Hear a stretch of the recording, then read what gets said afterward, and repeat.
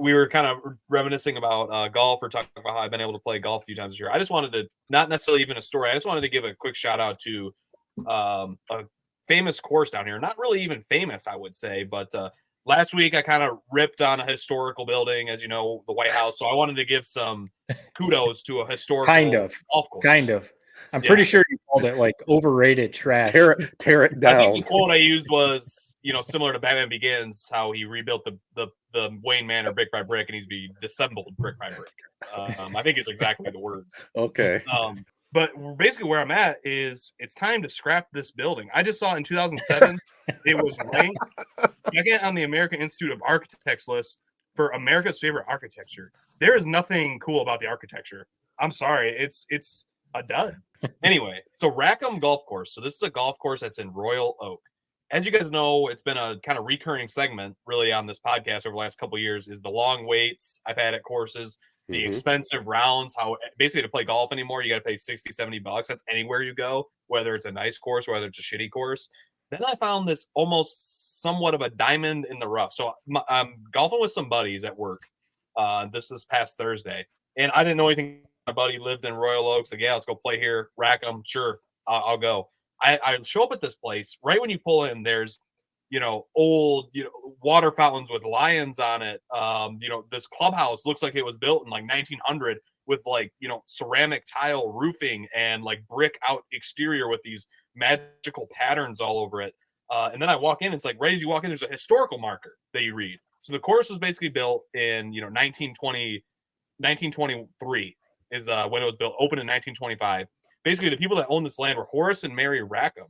And there was one of the first 18-hole courses constructed in Michigan. Basically, they were like philanthropists. They were like, all of these courses around us are, private. We want to make a public course that anybody can go play on.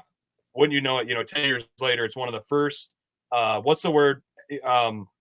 integrated courses where, African-American golfers are playing. Like Joe Lewis played there. The Temptations, when they were kids, played there.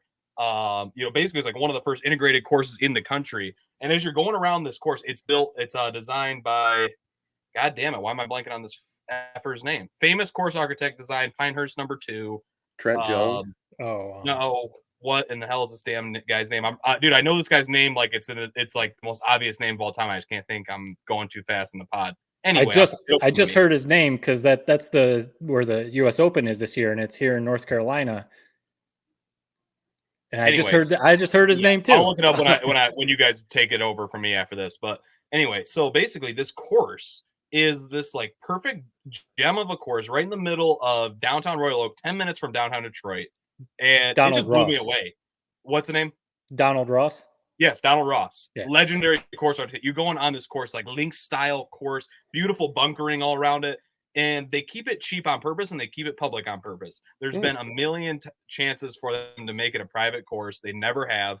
It's basically, I think it's a part of the city of Royal Oak or Huntington Woods, whatever it is right there. The Detroit Zoo is literally next door. I'm not kidding you. Hole 17, you're playing. You look to your left, there's giraffes looking over the wall at you in the golf course. Wow. Like, in this course, it's not the most well-maintained. Like, it's honestly how I would describe it. If they took good care of this course, it would be $100 round.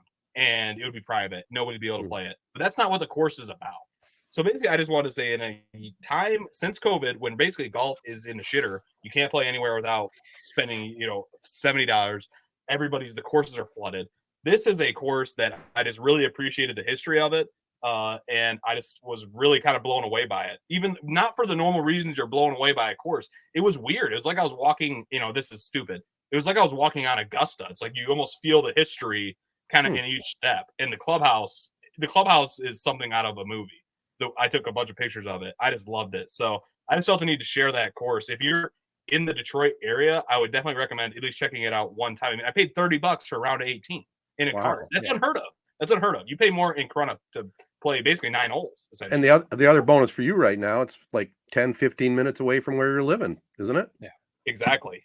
And what's cool about it is like if you watched the US Open a couple of years ago, when it was at Los Angeles Country Club, where it's like houses all around it. Yeah. Like this is like a course in the middle of a neighborhood. People are walking around it. Like dogs are everywhere. Houses, people are sitting on their house watching you golf. The highway, actually 696 is right on the other side. Apparently in 2007, when 696 was built, they lost like 20 acres of this course for the highway to run right by it. So kind of a shame not to be able to see it and what it once was. You know, the 20 acres lost is a lot of land. Yeah. But yeah, I was just blown away by it. So a positive story from the golf course. I wish I played a good golf round to talk about that. But no, it was an awesome place. Definitely worth checking out. No, that's cool, and it makes me want to check out. Like go to the website and check it out. Or you should send a couple of the pictures of the clubhouse that you took, because I'd be very curious to see it. I'll show you guys one just for reference, and people watching can see what this course is. Give me 2 seconds, and I'll. Yeah, but it's cool. The history alone. I mean, you saying that history, how the integration with the legends, and just all the history that goes behind everything you laid out there makes it super cool. Like you said, to be walking on there and think about the people that played there. And there is something to be said about people thinking about keeping the course public, because like you said, look at this. Spin your phone sideways. Turn it the other way. There you go. I'm trying here. It's kind of confusing. Okay. Oh, that's just one little look at the clubhouse. Nice. And it's freaking unbelievable. That's cool. Just really blew me away. Yeah. I'd be curious to go look up some more pictures of it. $30 too. $30. So right, like you go into it, I mean, it's we don't need to get into like inflation or whatever, that ridiculous topic that is people talk about ad nauseum right now. But if you pay $30 for a round of golf, you have to have a certain set of expectations. It's not going to be maintained like Augusta, like you said, but they at least take care of it so you can enjoy your round of golf. Right. It's not a trash heap. You're not like playing in the middle of a cornfield or something. But to think that they kept it that way for that listen to the experience that you just had. If they had 10, 15, 20 years ago made it private, made it $150, $180 a round, you wouldn't have played there probably. So, No. It's cool that they do that.